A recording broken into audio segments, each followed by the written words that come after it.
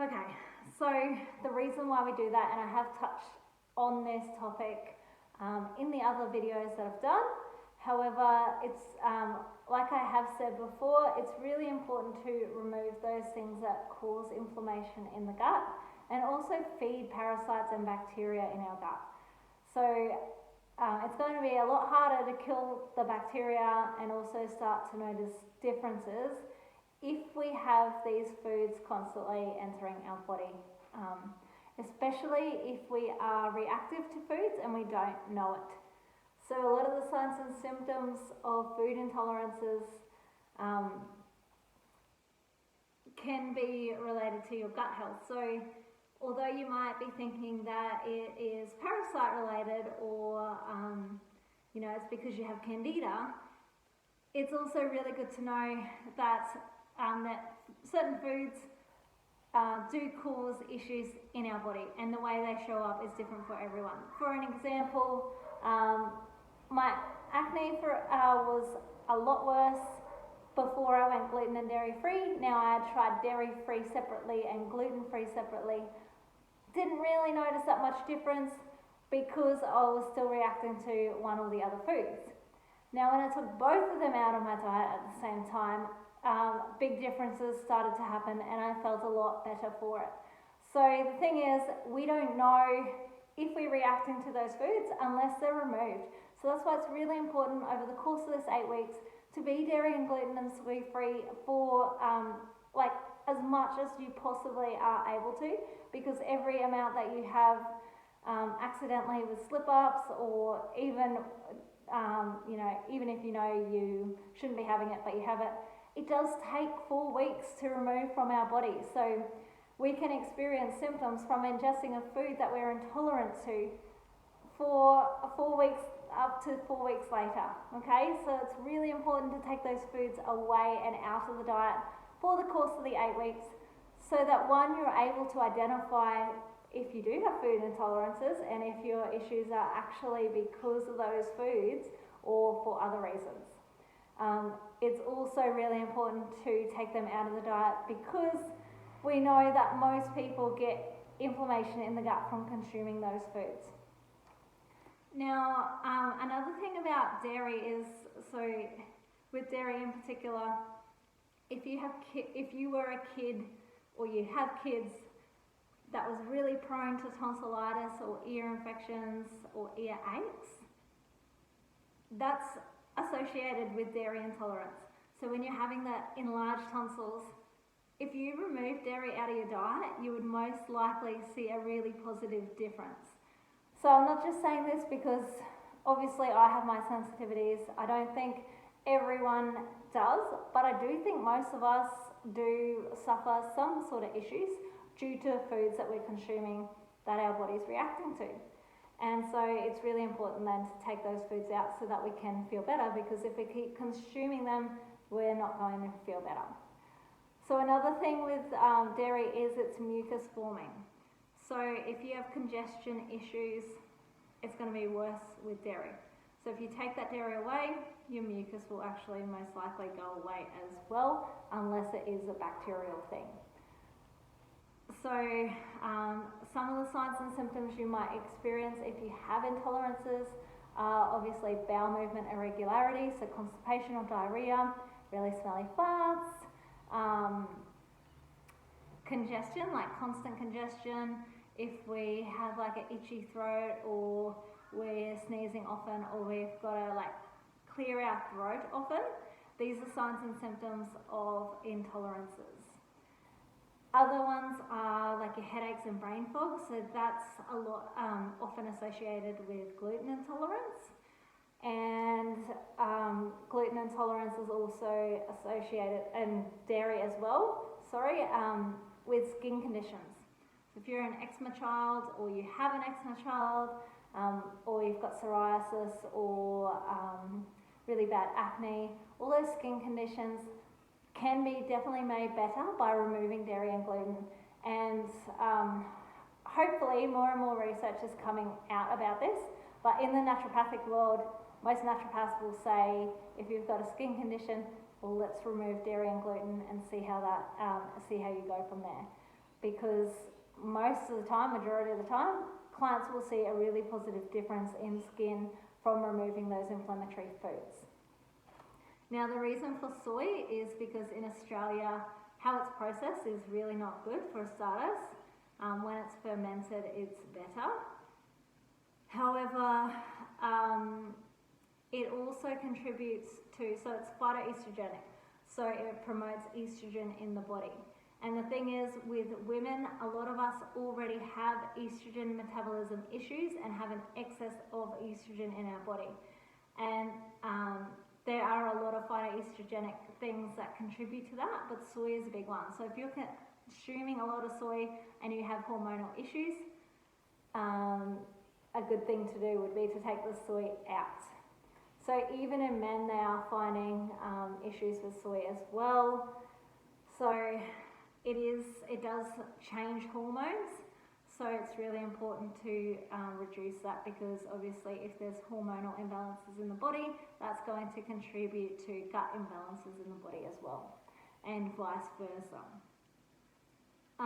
One of the things that I notice with soy, so occasionally I will have a vegan-based protein bar that has soy in it, and I find I get a lot of phlegm afterwards. So even that is a sign and symptom of an intolerance. So even though that might be the only thing that you notice, there could be other things going on in the body that are signs and symptoms that you're reacting to those foods. So biggest ones are obviously your digestive issues and complaints like bowel movements, reflux, nausea, feeling like you need to vomit, bloating is a big one, rashes, redness, skin conditions, headaches and brain fog, and then hormonal imbalances as well. So taking out these inflammatory foods are going to make a positive difference for you. I could pretty much guarantee that. However, if they don't, that's okay too, but it's really important to identify if you are reacting to those foods or not. And yes, there are tests, but it's really ideal to actually see for yourself how you react to those foods. So at the end of this 8 weeks, if you've been dairy, gluten and soy free all this time, it would be a good idea to then reintroduce those foods one at a time. So you wouldn't go having, come the end of the 8 weeks, week 9, you wouldn't go having dairy, gluten and soy all in one meal, because chances are you will react pretty negatively to that, and you're not going to be sure which one or if you're reacting to all of them or not. So what you would want to do upon reintroduction of foods is, once you've removed it for 4 to 8 weeks, you then would reintroduce, say, dairy first. Now you would have that for one meal, one day, wait 3 days, observe for any aggravations or symptoms that show up all of a sudden that weren't there prior to. So whether that be bowel movement irregularity, digestive complaints, skin issues, you might get a worse breakout, you might get a rash on your body, you might feel phlegmy or congested. So they're all signs and symptoms to look out for. So you would note that down. If you didn't experience any, then that's okay. You might want to keep in dairy in small amounts, maybe once every couple of days in the diet. So try not to go back to having it every single day if you can, because obviously with intolerances, you kind of have a bucket. So what happens is we can, once we've cleared it all out of our system, we might be able to tolerate small amounts here and there. But what happens when we go having too much too soon can overfill that bucket quite quickly, and then we are back to square one because our bucket's being overfilled.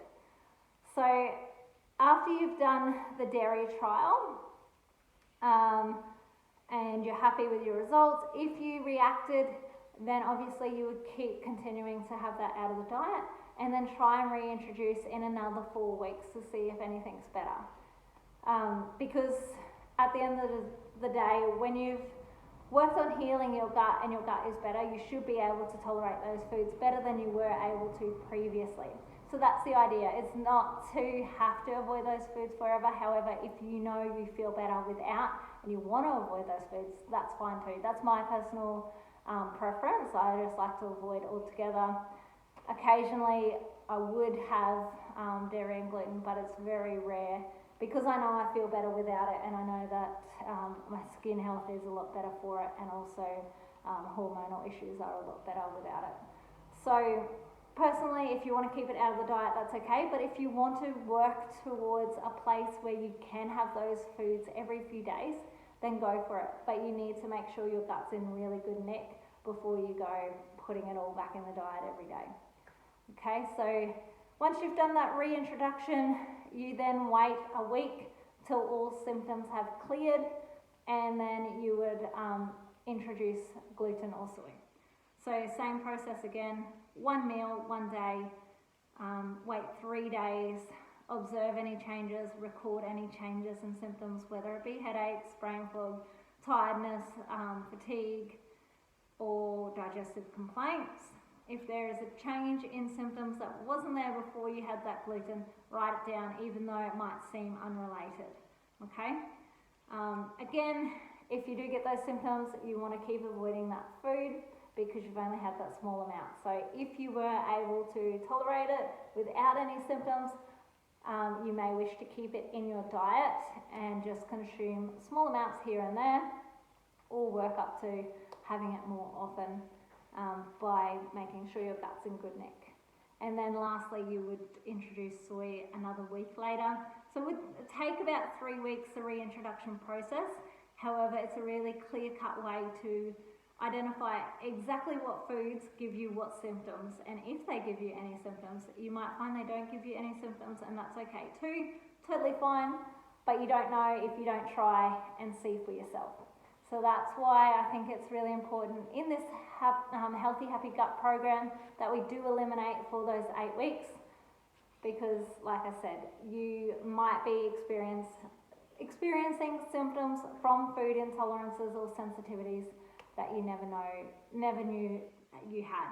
And chances are, like, intolerances are so common nowadays and it's being more picked up on, but we probably have had these sensitivities from birth, but then, we've just been told that's normal, that's what I've always had, so it must be normal, but it's really not, because for an example, you might have always had diarrhea your whole life, so always had loose running bowel movements. You go cutting out dairy, find out you have normal bowel movements, so really it wasn't the fact that running bowel movements were normal for you, it was the fact that all this time you were reacting to dairy. So yeah, I think it's really important to take those foods out, and I hope that helps you to continue doing what you're doing and helps to motivate you to stick to it. Even though it's difficult and you might be finding it hard to figure it all out, do your best to stick to it, and it'll be worth it, because at the end of the day, it's worth knowing whether you do have those food intolerance issues or not. Okay guys, have a great week. If you have any more questions about food intolerances or allergies or sensitivities, let me know. Of course, there are so many other food sensitivities that may be present, but working on our gut health will help to minimize them. There are so many different food sensitivities that you can have. You have salicylates, amine sensitivity. You might have heard about the fail-safe diet, which is like low chemical. You've got your FODMAP diet, which is your fructo-oligosaccharide foods that are high in content of those. So FODMAP foods might include like your beers, broccoli, onions, leeks. So it's actually a lot of those really good prebiotic foods causing fermentation in the gut. Now, why is that happening? Probably because you have SIBO, not a FODMAP issue. So it's really important to address them. If you do find that you react to certain foods over the course of this 8 weeks, let me know, because I'd be happy to help you identify what it is you are reacting to and why it is, if it's not dairy, gluten, or soy, or sugar. So if there are other issues, make sure you let me know, and I'm always happy to help. Yeah, I think that's about it with food sensitivities. Yeah, Alright guys, have a great week, and I will see you again next week.